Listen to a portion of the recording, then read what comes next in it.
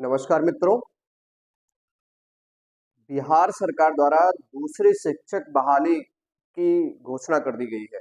जैसा कि आप जानते हैं कि दूसरा चरण भर्ती का प्रारंभ हो गया बिहार में और 1,10,000 शिक्षकों की भर्ती की वैकेंसी आ गई है। 3 नवंबर से फॉर्म भरे जाएंगे और आपको फॉर्म भरने का समय 10 से 12 दिन का समय मिलेगा और 7 दिसंबर से यानी कि अगले महीने ही इसकी परीक्षा आयोजित की जाएगी। तो सबसे बड़ी बात है, जो लोग निराश हैं, जिनको नौकरी नहीं मिल रही है, वो एक सीख ले सकते हैं कि उत्तर प्रदेश से अभी अगर हम उत्तर प्रदेश की भर्ती का इंतजार अगर हम कर रहे हैं तो हमें अब यहाँ की भर्ती का इंतजार नहीं करना चाहिए, क्योंकि हमको नौकरी चाहिए। इसलिए बिहार बहुत बढ़िया मौका दे रहा है। जैसा कि पहले फेज की जो भर्ती हुई है बिहार में, इसमें अधिकांश लोग जो है उत्तर प्रदेश के ही चयनित हुए हैं। तो बढ़िया मौका है, क्योंकि बहुत सारे लोग डरते हैं कि बिहार की नौकरी जो है वहां नहीं जाएंगे। ऐसा कुछ है नहीं, वहां सब कुछ बहुत सामान्य है, बहुत कोऑपरेटिव है, कम से कम भर्ती हो रही है और आपके जीवन के लिए जो असमंजस दिख रहा है युवाओं में, उस असमंजस से ये है कि आपको एक नौकरी मिल जाएगी जिससे आपको 40-50 हजार रुपए के नियमित आय होने लगी। जब आपको नौकरी नहीं मिलती है तो इतनी ही 30,000 40,000 की नौकरी के लिए, 20-30 हजार की नौकरी के लिए आप बाहर जाते हो। तो बिहार में जो आपको नौकरी का अवसर सरकार दे रही है, तो इसके लिए आप प्रयास करिए और आपको नौकरी आसानी से मिल जाएगी। तो देखिए, जो नोटिफिकेशन आया है, उस नोटिफिकेशन को अगर आपने ध्यान से देखा होगा तो इस बार क्या है, इस बार जो भर्ती है बिहार में,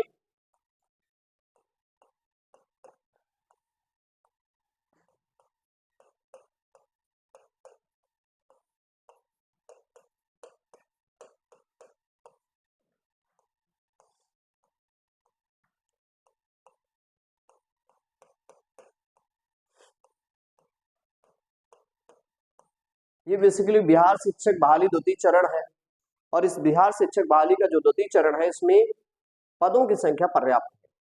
अगर आप देखते हैं इसमें कितने पद हैं, तो 1,10,000 पद हैं, यानी कि लगभग आपको पदों की संख्या 1,10,000 मिलेगी।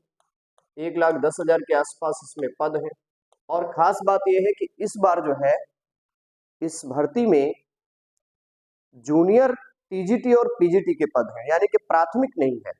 तो ध्यान रखना है आपको कि आपको जो इस बार नोटिफिकेशन आ रहा है उसमें पद किसके हैं? जूनियर के,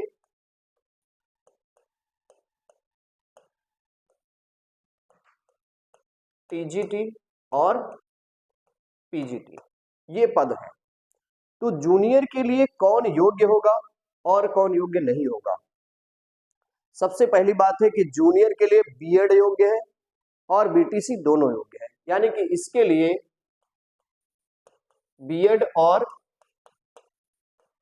बीटीसी दोनों अभ्यर्थी योग्य हैं। यानी कि इसमें जो बीएड किए हुए हैं वो भी इसके लिए योग्यता रखते हैं और जो बीटीसी किए हैं वो भी इसके लिए योग्यता रखते हैं। लेकिन इसके लिए आपको क्या होना चाहिए? इसके लिए जो जरूरी है वो है सीटेट का सेकंड पेपर पास होना चाहिए। अगर आप सीटेट का सेकंड पेपर पास है तो आप जूनियर के लिए अप्लाई कर सकते हो। यानी कि जूनियर शिक्षक भर्ती जो है बिहार में, उसके लिए अगर आपने बीएड और बीटीसी कर रखा है और आपने साथ ही सीटेट का सेकंड पेपर कर रखा है, तो इसमें जो भर्ती है उसमें आप अप्लाई कर सकते हो। इसमें क्या है, दो तरीके के दो वर्ग होते हैं, एक कला वर्ग होता है, एक साइंस वर्ग होता है। कला वर्ग में सामाजिक विषय और विज्ञान वर्ग में विज्ञान और गणित सब्जेक्ट के टीचर रिक्रूट किए जाते हैं। तो जैसा कि अभी पहले जूनियर की ही हम लोग बात कर लें, जूनियर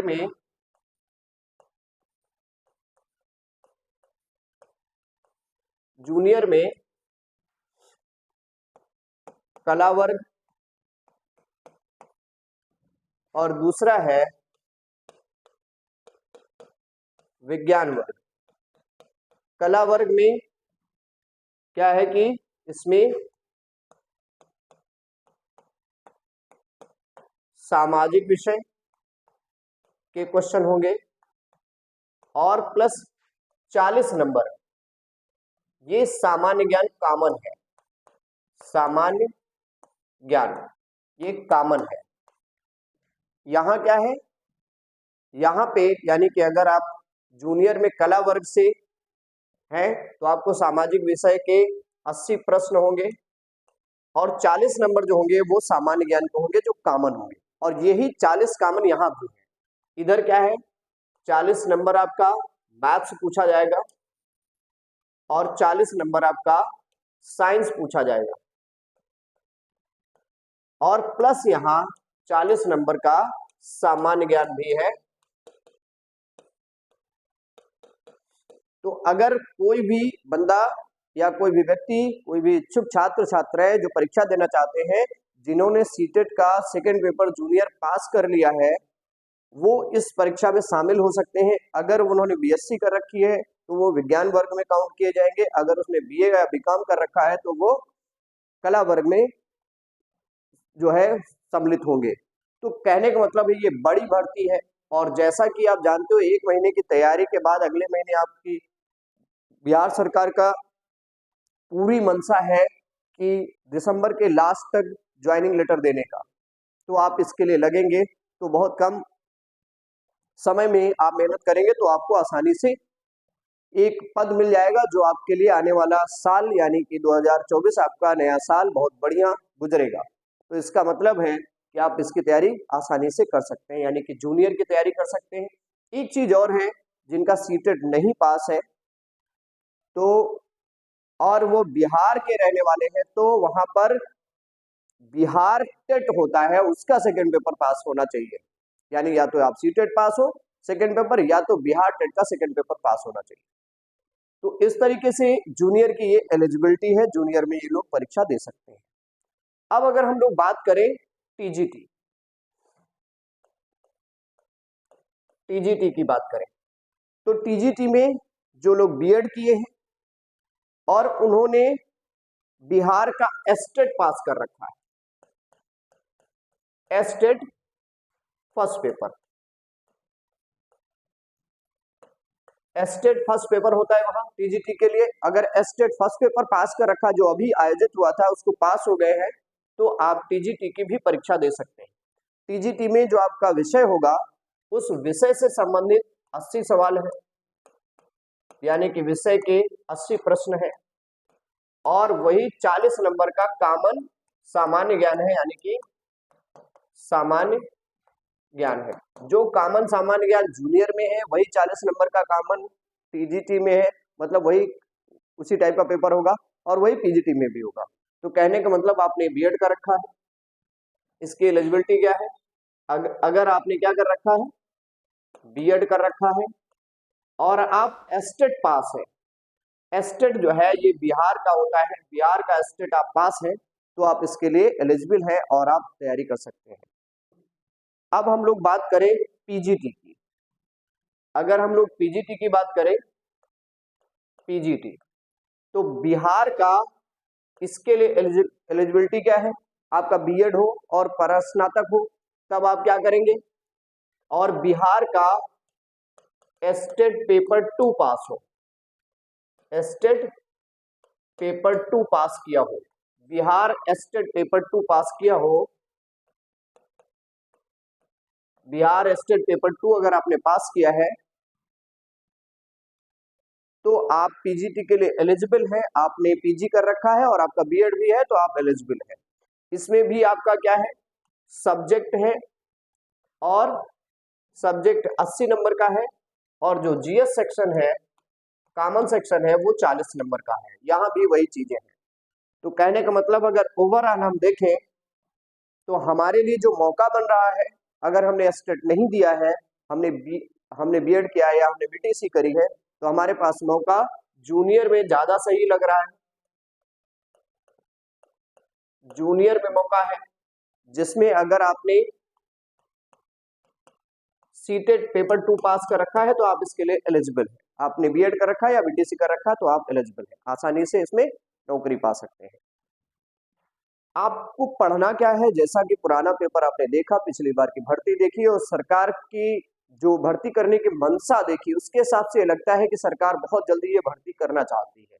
तो इसका मतलब है अगर आप लग के पढ़ते हैं और एनसीईआरटी का ठीक से अध्ययन कर लेते हैं। अगर आप सामाजिक विषय पढ़ रहे हैं तो सामाजिक विषय का, मैथ पढ़ रहे हैं तो मैथ का, और साइंस पढ़ रहे हैं तो साइंस का। अगर आप एनसीईआरटी का पूरा 6 से 12 तक का अध्ययन करके जा रहे हैं तो आप कॉन्फिडेंट होके जाइए कि आप पूरा पेपर करने जाएंगे, अच्छे नंबर आएंगे। और चूंकि आप पिछले रिजल्ट से देखे हैं कि मैक्सिमम लड़के जो पास हुए वो उत्तर प्रदेश के ही हैं, तो आप भी उत्तर प्रदेश के हैं, तो जब वहां हमारे भाई लोग पहुंच चुके हैं, नौकरी कर रहे हैं, तो हमें भी जाकर वहां नौकरी करने में कोई आपत्ति नहीं होगी, क्योंकि यहाँ पर नौकरियां नहीं है और आगे संभावनाएं भी दिख नहीं रही हैं। तो जहां हमको मौका मिल रहा है वहां नौकरी करने जाएंगे। अब दूरी का कोई मायने नहीं रखता है, क्योंकि ट्रांसपोर्टेशन बहुत आसान हो गया है। हम आसानी से कहीं भी जा सकते हैं। अगर हमारी उत्तर प्रदेश में भी शिक्षक भर्ती में नौकरी लगती है तो मुजफ्फरपुर में अगर हमारा पोस्टिंग हो रही, सहारनपुर में पोस्टिंग हो रही है, तो हम मान लेंगे कि उसी तरीके से हम समस्तीपुर में भी और बक्सर में भी नौकरी कर सकते हैं।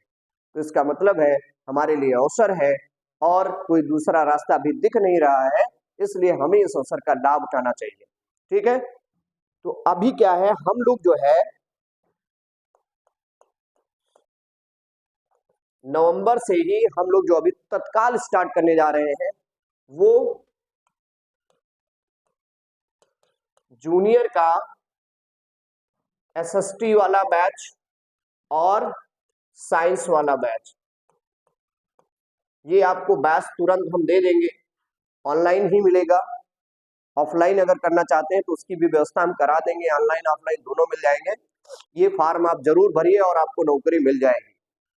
क्योंकि अगर आपने एस्टेट कर रखा है तो आपको जो टीजीटी के सब्जेक्ट है और पीजीटी के सब्जेक्ट है वो भी आपको मिलेंगे, लेकिन उसमें सारे सब्जेक्ट की व्यवस्था नहीं है।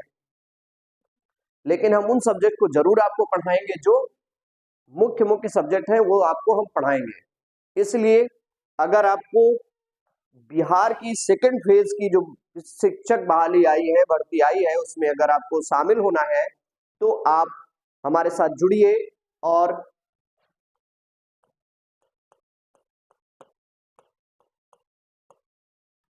इस नंबर पे आप मैसेज कर सकते हैं या कॉल कर सकते हैं।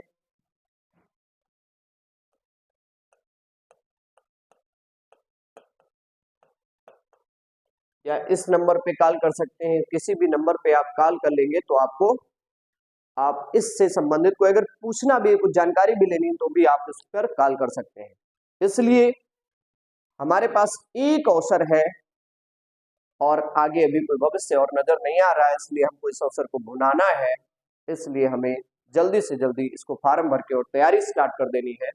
और आइए हम लोग आपके साथ मेहनत करेंगे।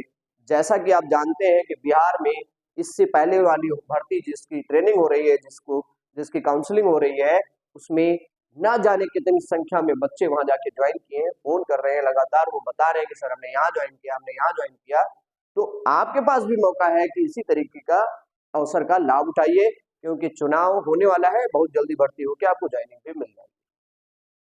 ठीक है, तो आइए जुड़ते हैं और अधिक जानकारी के लिए आप फोन कर सकते हैं और हम लोग इस पे आगे चर्चा करेंगे और अपनी रणनीति और नोट्स अगर आपको चाहिए तो नोट्स भी हम आपको प्रोवाइड करा देंगे। तो नोट्स से लेकर पेपर और सारी चीजें हम आपको देंगे। आप हमें इस पे फोन करेंगे तो आपको सारी सूचना मिल जाएगी। ठीक है, बहुत बहुत धन्यवाद। जय हिंद।